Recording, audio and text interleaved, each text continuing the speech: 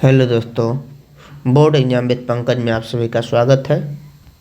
10th science के new batch जो start किए हैं उसमें हम फिजिक्स का पार्ट 5 कर रहे हैं। इसके पहले पार्ट 1, पार्ट 2, पार्ट 3, पार्ट 4 तक अपलोड किया जा चुका है। जो भी विद्यार्थी पहली बार देख रहे हैं वो पार्ट 5 को देखने के बाद तुरंत पार्ट 1, पार्ट 2, पार्ट 3, पार्ट 4 तक अच्छे से देखेंगे। इसमें क्या करते हैं, इसमें हम मंडे से यानी सोमवार से मंडे से लेके फ्राइडे तक आपको एक मैथ का 6 बजे 6 PM पर मैथ का वीडियो आता है और 6 PM पर साइंस का आता है और 7 PM पर किसका आता है, मैथ का आता है। दोनों को देखिए ताकि बोर्ड एग्ज़ाम के लिए आपके पास कोई दिक्कत ना हो। मैथ साइंस से रिलेटेड अच्छे से पढ़िए और मैथ साइंस में हम इतना पढ़ा देंगे ताकि बोर्ड की तो बात ही नहीं है, बोर्ड तो छोटा लगने लगेगा। इस अगर स्तर से कोई कंपटीशन का भी क्वेश्चन आता है उसे भी आप अच्छे से टैकल कर पाएंगे। देखते हैं पहला क्या पढ़ना है। आज पढ़ना है अवतल दर्पण को अभिसारी दर्पण कहते हैं। ऐसा क्यों, कल बता चुके थे। अवतल दर्पण को अभिसारी दर्पण कहते हैं। दूसरा, उत्तल दर्पण को क्या कहते हैं, अपसारी दर्पण कहते हैं। इसका कारण देखेंगे। पूछेगा अवतल दर्पण को अभिसारी दर्पण क्यों कहा जाता है 2 नंबर में, या उत्तल दर्पण को अपसारी दर्पण क्यों कहा जाता है, इसे देखेंगे। एक अवतल दर्पण के लिए यह बराबर है 2, यह क्या होता है, फोकस दूरी, आर क्या होता है, वक्रता त्रिज्या 2। ये इसको सिद्ध करना है। ये 6 नंबर का क्वेश्चन आता है बोर्ड एग्जाम में और बहुत ही इंपॉर्टेंट है। नए चिन्ह परिपाटक के बारे में जानेंगे, कब प्लस लगाते हैं कब माइनस लगाते हैं, कौन सा वस्तु की दूरी माइनस होती है, प्रतिबिंब की दूरी प्लस होती है, ऊंचाई माइनस होती है, कब प्लस होती है, इसके बारे में पढ़ेंगे। और एक आवर्धन के बारे में समझेंगे, आवर्धन क्या होता है। अच्छा समझिए वीडियो। पहला जो है अवतल दर्पण है को अभिसारी दर्पण क्यों कहते हैं। क्वेश्चन बना लेते हैं। क्वेश्चन जो आता है वो अच्छे से बना लेते हैं, उसके बाद इसको डिस्कस करते हैं। क्वेश्चन है अवतल दर्पण को अभिसारी दर्पण कहते हैं क्यों। अभिसारी दर्पण कहते हैं क्यों। पहले तो समझे थे अवतल दर्पण क्या होता है, पहले एक बार समझ लीजिए, लिखेंगे। अवतल दर्पण जिसका परावर्तक सतह धंसा हुआ वो क्या कहलाता है, अवतल दर्पण। इससे जितने भी पर ये क्या होते हैं, प्रधान अक्ष होता है। तो प्रधान अक्ष के समानांतर जितने भी किरण आती है वो फोकस पर एकत्रित होती है। फोकस पर क्या होती है, एकत्रित होती है। एकत्रित होने को क्या कहते हैं, अभिसारी कहते हैं। इसलिए इस दर्पण को क्या कहते हैं, अभिसारी कहते हैं। तो लिखेगा क्या, प्रधान अक्ष के समानांतर आते हुए प्रकाश की सभी किरणें दर्पण से परावर्तन के बाद ये यानी फोकस पर मिलती है और मिलने को अभिसारी कहा जाता है। इसलिए इस दर्पण को क्या कहते हैं, अभिसारी दर्पण कहते हैं। एक बार लिख लेते हैं, क्या है, क्या बोले, प्रधान अक्ष के समानांतर आते हुए सभी प्रकाश की किरणें प्रधान अक्ष के समांतर आती हुई सभी प्रकाश की किरणें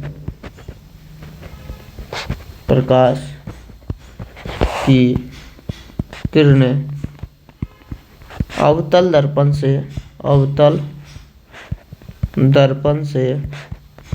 परावर्तन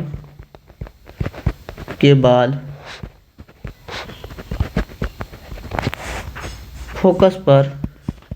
फोकस बिंदु पर मिलती है।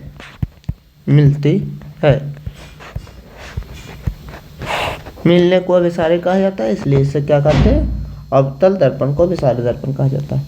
किरणों के मिलने को, प्रकाश की किरणें को, प्रकाश के किरणों को मिलने को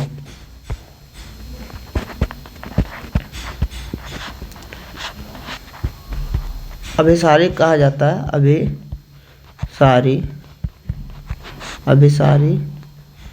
कहा जाता है।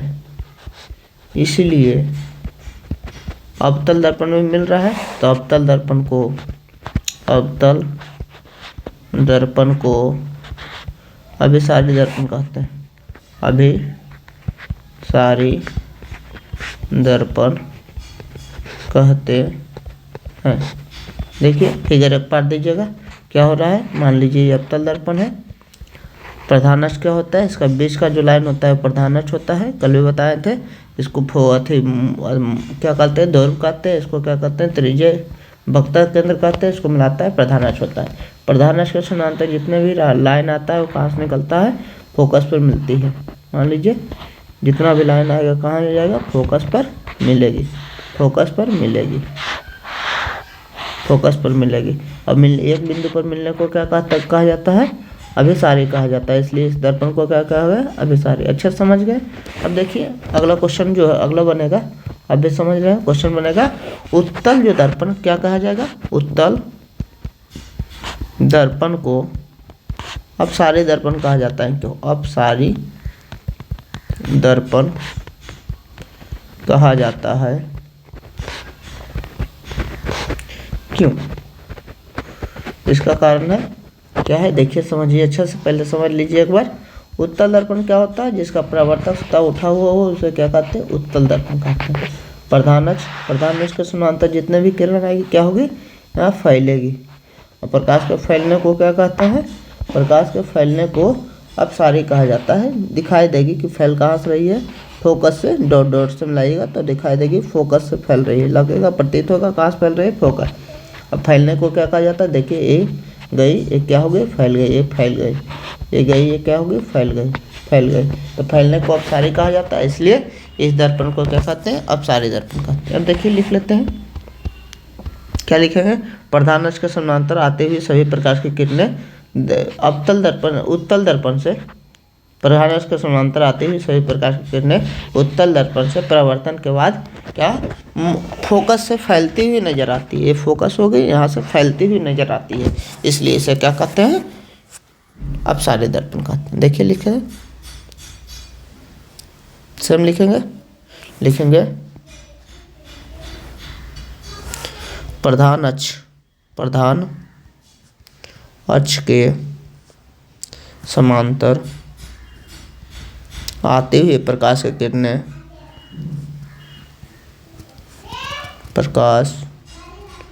की किरणें उत्तल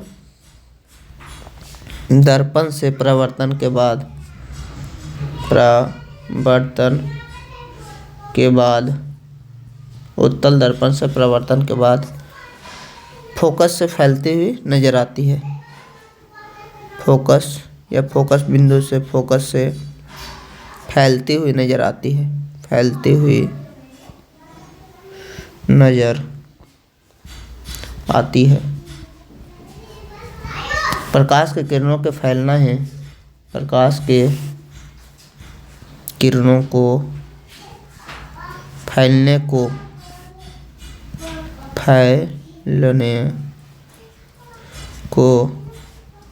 क्या कहा जाता है, अपसारी कहा जाता है, अपसारी कहा जाता है।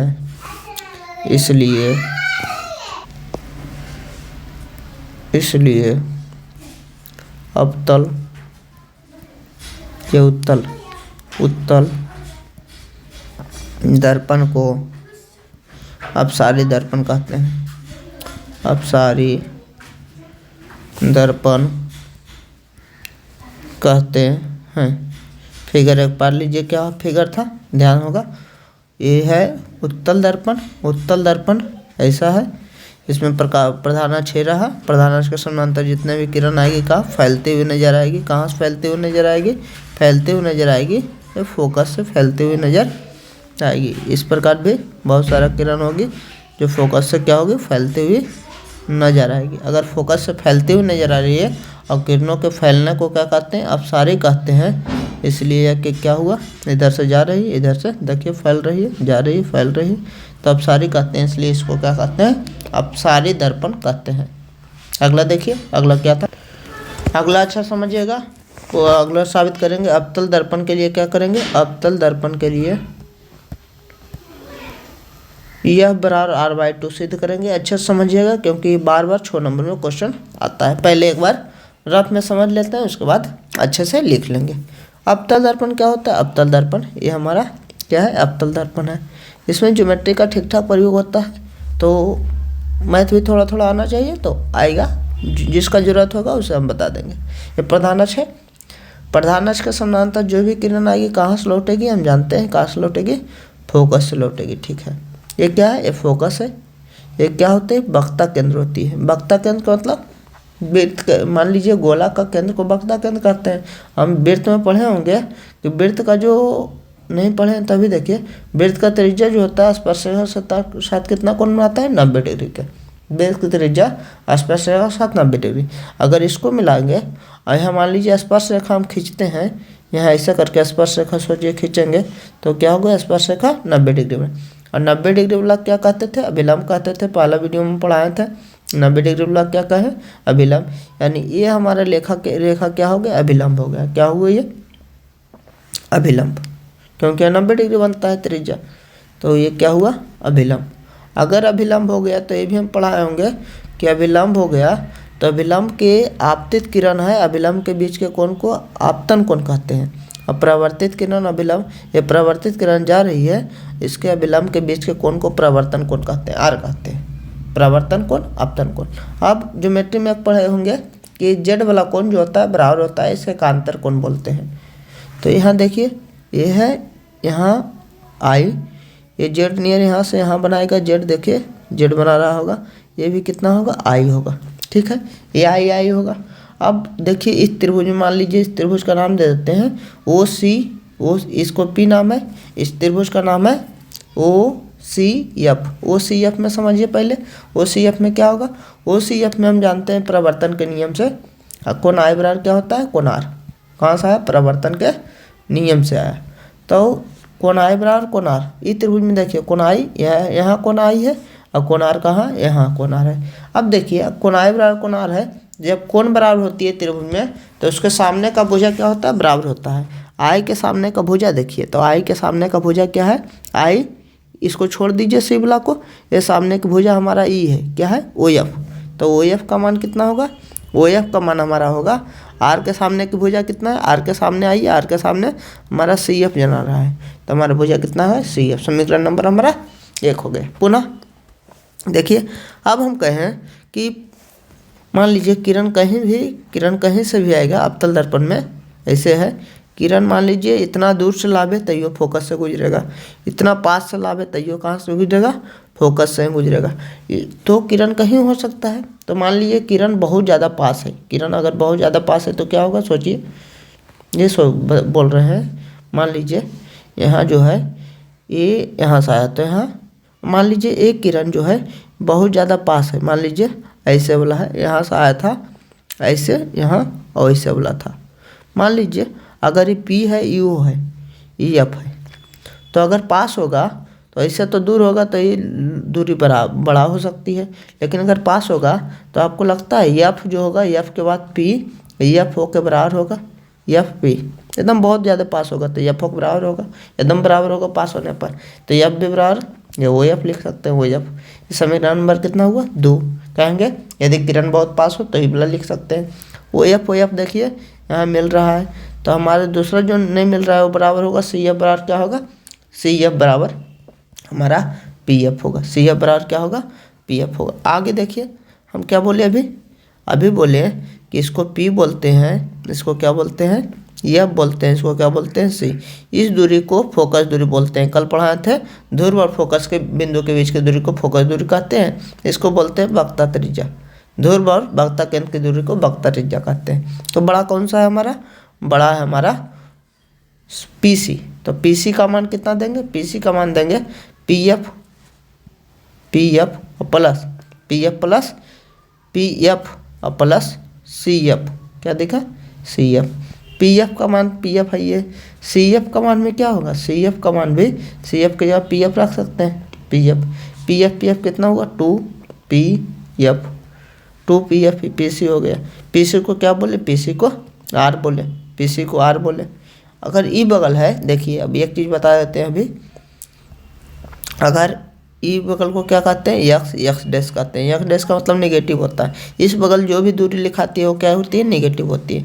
तो इसे आर नेगेटिव में लिखेंगे, ज़्यादा अच्छा रहेगा। आर नेगेटिव बराबर 2 पी एफ भी बगल है, देखिए इसको केंद्र अथी मूल बिंदु मानिए, तो मूल बिंदु इसके इधर है, ई एफ है इधर है, तो पी एफ को कितना मानेंगे माइनस ई एफ, तो माइनस से माइनस कट जाएगा, तो ये बराबर क्या होगा r/2 ये सिद्ध हो जाएगा। अच्छे से इसको लिखते हैं, अच्छा से समझिए, एक बार में अच्छे से समझ में आ जाएगा। देखिए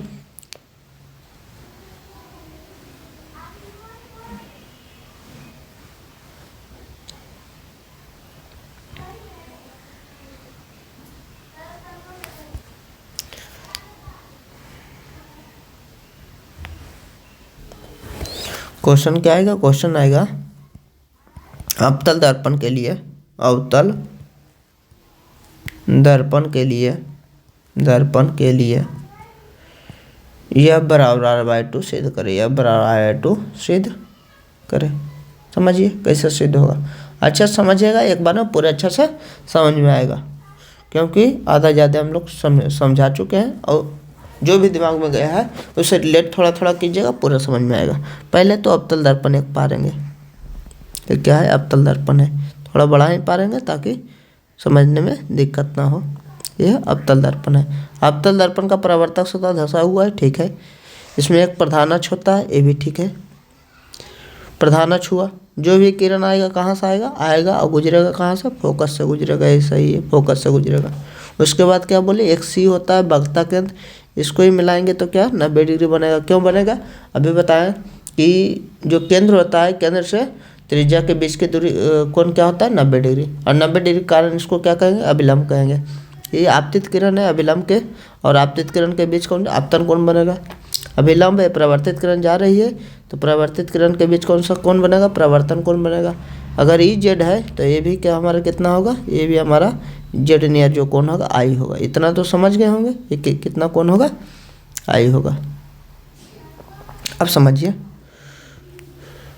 इसको अच्छा से लिख देते हैं, ये क्या होगा, आई होगा, ये कोण आई होगा। अब देखिए इसका नाम देते हैं, इसका नाम एफ था, इसका नाम पी बोलते हैं, इसका मान लीजिए ओ दे देते हैं, और दर्पण का नाम एम एन दे देते हैं। लिखना क्या पड़ता है, लिख लीजिए पहले, माना कि कौन दर्पण है, माना कि एम एन कैसा दर्पण है, एम एन बराबर उत्तल दर्पण के अवतल दर्पण, तो कहेंगे अवतल दर्पण है, अवतल दर्पण है। एम एन बराबर कैसा दर्पण है, अवतल दर्पण है, ठीक है, एम एन अवतल दर्पण है। और क्या है हमको निकालना जो है उस पर फोकस कीजिए, पी एफ, पी एफ को क्या कहेंगे, पी एफ बराबर फोकस दूरी कहते हैं, तो पी एफ को क्या कहेंगे, फोकस दूरी। अब देखिए हरदम पी को ओरिजिन मानना है, तो पी ओरिजिन है तो फोकस दूरी इस बगल है, तो फोकस दूरी को एफ बोलते हैं, लेकिन क्या वो लिखेंगे माइनस में एफ लिखेंगे। अगला देखिए पी आर, हमको पी आर पी सी क्या है, पी से सी तक, उसको वक्रता त्रिज्या कहते हैं, वक्रता त्रिज्या, वक्रता त्रिज्या है तो त्रिज्या तो आर बोलेंगे, लेकिन समझिए अगर पी को अगर केंद्र मानेंगे तो वक्रता त्रिज्या भी इधर तरफ है, तो ये भी कितना होगा, माइनस का आर होगा। अब अच्छे से समझिएगा। त्रिभुज चलते हैं, त्रिभुज कौन सा त्रिभुज में, त्रिभुज हमारा ओ है, एफ है, सी है, ओ एफ सी में, ओ एफ सी समझ रहे हैं, ये त्रिभुज ओ एफ सी है। समझिए ओ एफ सी में क्या है, कोण आई बराबर क्या होगा, कोण आर होगा, आई बराबर क्या होगा, आर, कहाँ से होगा, प्रवर्तन के नियम से, प्रवर्तन के नियम से। आई का मान, आई के सामने का भुजा देखिए, जब कोण बराबर तो भुजा बराबर, तो आई के सामने का भुजा देखिएगा तो हमारा पकड़ाएगा कौन सा भुजा, समझ गए होंगे। आई के सामने भुजा जाएंगे तो आई के सामने हमारा ये भुजा पकड़ाएगा हमारा ओ एफ, आई के सामने क्या होगा, ओ एफ बराबर। आर के सामने जाएंगे तो आर के सामने भुजा हमारा जाएगा, इस त्रिभुज में जाएगा तो हमारा सी एफ पकड़ाएगा, क्या पकड़ाएगा, सी एफ, तो एक लिखा सी एफ लिखा। समीकरण नंबर कितना दिए, एक। यदि क्या कहें, यदि ओ जो हो, यदि ओ पी के बिल्कुल निकट हो, पी के बिल्कुल निकट हो, क्यों निकट लाए, निकट हो, क्योंकि कहीं से कहीं भी रहेगा फोकस से ही जाएगा, कितना भी दूर रहे कितना पे। अगर ओ पी के बिल्कुल निकट हो, सोचिए ओ जो है पी के बिल्कुल निकट है, ऐसा करके सोचिए, ओ जो है पी के बिल्कुल निकट है, मान लीजिए वो यहाँ आ गया तो वो यहाँ आ जाएगा, तो ओ जो होगा ओ एफ की दूरी जो होगा वो कितना, पी एफ की दूरी के बराबर होगा, कितना होगा, पी एफ की दूरी के बराबर। समीकरण नंबर 2, क्यों, क्योंकि दोनों जब निकट होगा तो दोनों दूरी क्या बराबर हमको दिखाई देगी। ठीक बात है, बराबर दिखाई देगी। आगे देखिए, समझिए।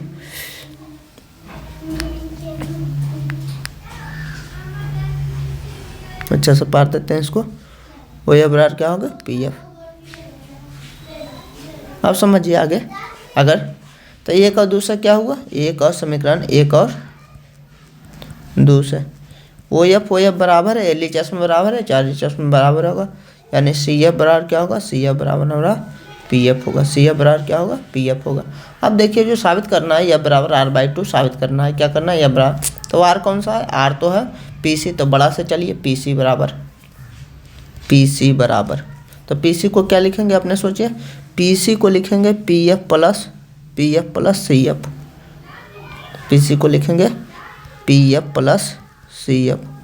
PF का मान तो PF है, CF का मान क्या होगा, CF का मान यहाँ देखिए, तो CF का मान भी हम PF बैठा सकते हैं, तो PF।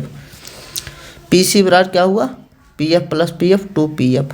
अब देखिए PC का मान ऊपर में लिखे थे, PC का मान कितना है, माइनस का R है, तो PC का मान माइनस का R बराबर 2 इंटू PF का मान कितना है, PF का मान माइनस का F है, तो माइनस का F दे दिए। अब देखिए माइनस R बराबर कितना होगा, -2F, माइनस से माइनस गया और F बराबर कितना होगा, F बराबर R/2। इसको अच्छा से लिखेंगे बस, F बराबर R/2 क्या होगा, सिद्ध हो गया। ये हमारा 6 नंबर में आता है, फिजिक्स में बहुत बार पूछा जाता है, तो ध्यान रखिएगा। इसे अपने से 1-2 बार कीजिएगा तो पूरे अच्छा समझ में आएगा। अब धीरे धीरे इस प्रकार क्वेश्चन आता रहेगा तो और समझते रहेंगे, उत्तर लेंस में समझेंगे F बराबर R/2 तो और आसान हो जाएगा। धीरे धीरे दिमाग में बैठने लगेगा सारी चीज़ एक एक करके। अगले टॉपिक की तरफ बढ़ते हैं। एक है नई चिन्ह परिपाटी। नई चिन्ह परिपाटी क्या है, तो नई चिन्ह परिपाटी क्या है समझते हैं। अभी देख रहे थे किसी दूरी को माइनस लिखे, F का मान माइनस लिखे थे, R का मान माइनस, कभी ये दूरी प्लस भी लिखाती है, तो कब ये माइनस दूरी लिखाती है, कब ये प्लस दूरी लिखाती है। वस्तु की दूरी माइनस होती है, प्रतिबिंब की दूरी प्लस, या कभी कभी वस्तु की दूरी माइनस, प्रतिबिंब की दूरी माइनस भी हो सकती है। ऊंचाई माइनस प्लस होता है, तो प्रतिबिंब की ऊंचाई, प्रतिबिंब की दूरी, वस्तु की दूरी, प्रतिबिंब की ऊंचाई, वस्तु की ऊंचाई धनात्मक होगी या ऋणात्मक, इसके लिए एक चिन्ह परिपाटी दिया गया जिसे क्या कहा, नई चिन्ह परिपाटी। देखिए इसको डिसाइड करने के लिए क्या परिभाषा है, कहा देगा नई चिन्ह परिपाटी क्या है, तो वस्तु की दूरी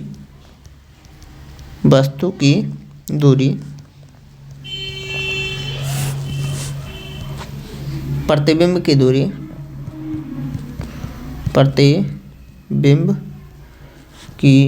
दूरी, फोकस दूरी, वक्रता त्रिज्या, ये सब फोकस दूरी, वक्रता त्रिज्या, वस्तु की ऊंचाई, प्रतिबिंब की ऊंचाई, वस्तु की ऊंचाई, प्रतिबिंब की ऊंचाई, प्रतिबिंब की ऊंचाई, क्या बोले, वस्तु की दूरी, प्रतिबिंब की दूरी, फोकस दूरी, वक्रता त्रिज्या, वस्तु की ऊंचाई, प्रतिबिंब की ऊंचाई धनात्मक होगी या ऋणात्मक, या प्लस होगी या माइनस, इसे धनात्मक होगी या ऋणात्मक, प्लस धनात्मक का मतलब प्लस, ऋणात्मक का मतलब माइनस, धनात्मक होगी या ऋणात्मक, इसके लिए एक परिपाटी पैटर्न तैयार किया गया। परिपाटी का मतलब मान लिया गया कि यह होगा, परिपाटी तैयार किया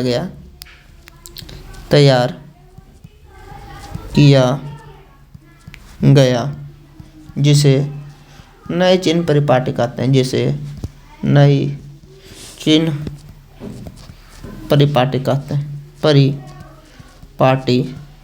कहते हैं। अब समझिए नए चिन्ह परिपाटी में कैसे डिसाइड होता है कौन सा चिन्ह धनात्मक होगा। कोई भी दूरी या कोई भी ऊंचाई धनात्मक होगी या ऋणात्मक कैसे पता लगता है, तो हम लोग पढ़े हैं जो निर्देशांक ज्यामिति में कि एक x अक्ष होता है, एक y अक्ष होता है। क्या होता है, एक x अक्ष होता है, एक क्या होता है बाई अक्ष होता है। इसको कहते हैं एक्स डैश कहते हैं, इसको क्या कहते हैं वाई डैश कहते हैं। अब समझिए इस बगल एक्स डैश का मतलब प्लस, वाई का मतलब प्लस है, ये दोनों माइनस। तो इसी प्रकार से नई चिन्ह परिपाटी में डिसाइड किया गया जो मूल बिंदु है उसको क्या करना है, इसको हमको ध्रुव मानना है। और ध्रुव के जो इस तरफ होगा उसे प्लस मानना है, ध्रुव के जो इस तरफ होगा माइनस मानना है। प्रधान अक्ष, इसको प्रधान एक्स अक्ष को प्रधान अक्ष भी मान सकते हैं, यानी प्रधान अक्ष के जो ऊपर रहेगा उसे प्लस मानना है, प्रधान अक्ष के नीचे रहेगा उसे माइनस मानना है, यानी जो हम पढ़े हैं वही। तो इसमें क्या कहेंगे, यानी ध्रुव से कोई भी अगर इसे होता है, इसे बोलते हैं दायां, इसे बोलते हैं बायां। यदि ध्रुव से कोई भी दूरी बायां होगी तो उसे माइनस माना जाएगा, अगर ध्रुव से कोई भी दूरी दायां होगी उसे क्या माना जाएगा, प्लस। यदि प्रधान अक्ष से कोई वस्तु ऊपर होगी तो इसे क्या माना जाएगा, प्लस, और प्रधान अक्ष से कोई वस्तु नीचे होगी उसे क्या माना जाएगा, माइनस। तो इसे लिख लेते हैं, बस इतना ही है नई चिन्ह परिपाटी। क्या बोले, यदि कोई दूरी ध्रुव से बायां या बायां हो तो उसे ऋणात्मक एवं ध्रुव से दायां होने पर, पी का मतलब ध्रुव है, पी का मतलब क्या है, ध्रुव से दायां होने पर धनात्मक माना जाता है, धनात्मक माना जाता यदि कोई वस्तु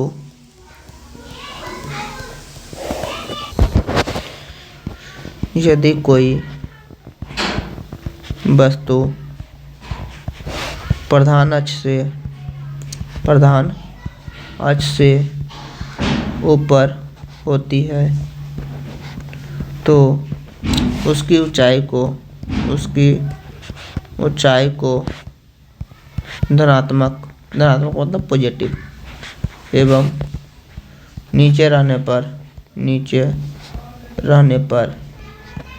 ऋणात्मक माना जाता है, ऋणात्मक माना जाता है। एक फिगर के द्वारा दर्शा देते हैं। मान लीजिए यह अवतल दर्पण है, अवतल दर्पण ही आसान है, उसमें दिखा देते हैं। देखिए अगर कोई भी प्रधान अक्ष है तो प्रधान अक्ष के ये बगल आएगा, कोई भी प्लस होगा, प्रधान अक्ष के ये बगल आएगा, कोई भी माइनस होगा, एक चीज़। अगर दूसरा है, मान लीजिए अवतल ही दर्पण ले लिए, अगर प्रधान अक्ष के ऊपर है, कहीं भी ऊपर है, ये प्लस होगा, प्रधान अक्ष के नीचे कहीं भी है, ये बगल रहे चाहे ये बगल रहे, कोई मतलब नहीं, ये नेगेटिव होगा। ये नई चिन्ह परिपाटी। अगला देखते हैं, अगला टॉपिक क्या है। अगला टॉपिक का नाम है आवर्धन। आवर्धन को अच्छे समझ लेते हैं, आज आवर्धन ही अंतिम टॉपिक है, आवर्धन।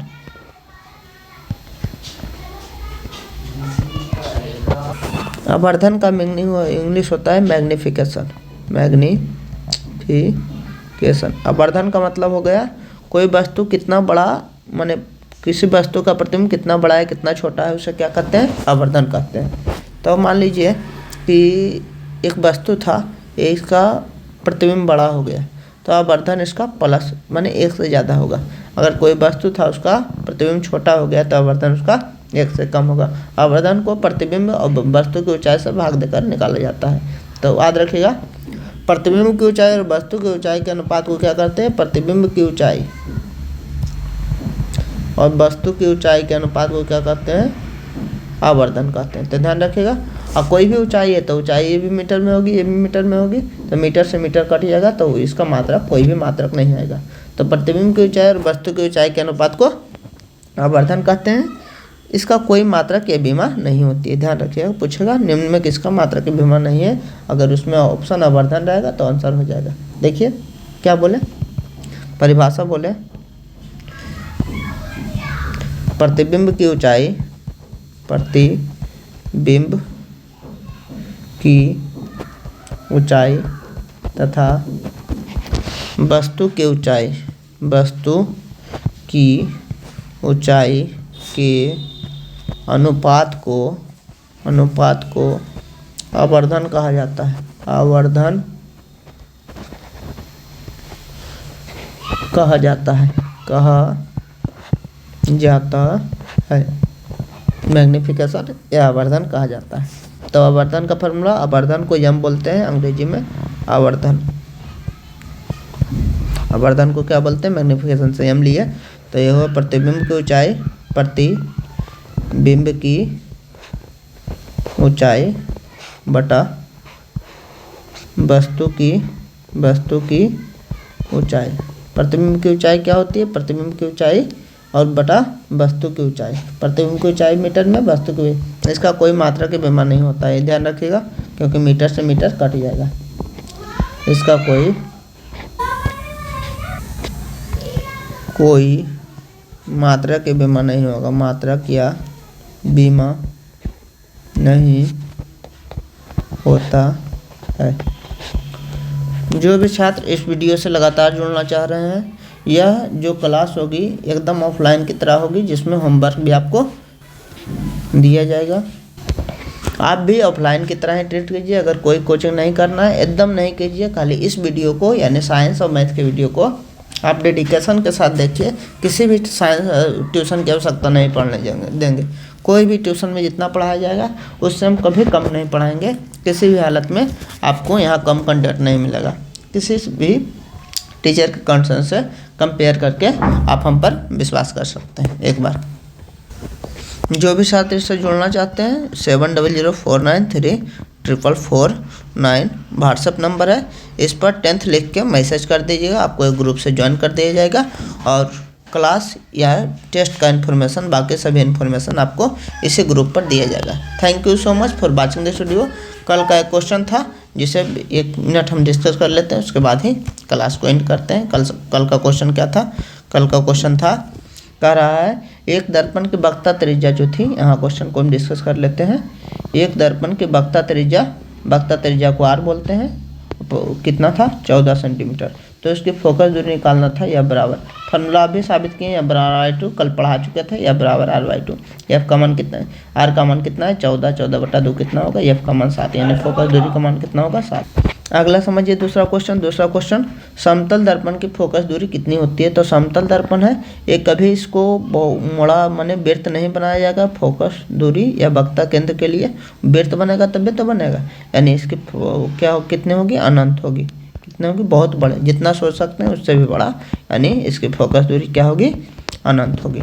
आज के लिए भी एक क्वेश्चन लिख लीजिए। आज का क्वेश्चन है फोकस दूरी और वक्रता त्रिज्या का अनुपात बताना है। वक्रता त्रिज्या का अनुपात होगा, ऑप्शन दे देते हैं, 1:2, B option 2:1, C option 1:1, D option 1:4। 1:4। इसका आंसर आपको कमेंट में जरूर देना है। Thank you so much for watching this video. Thank you.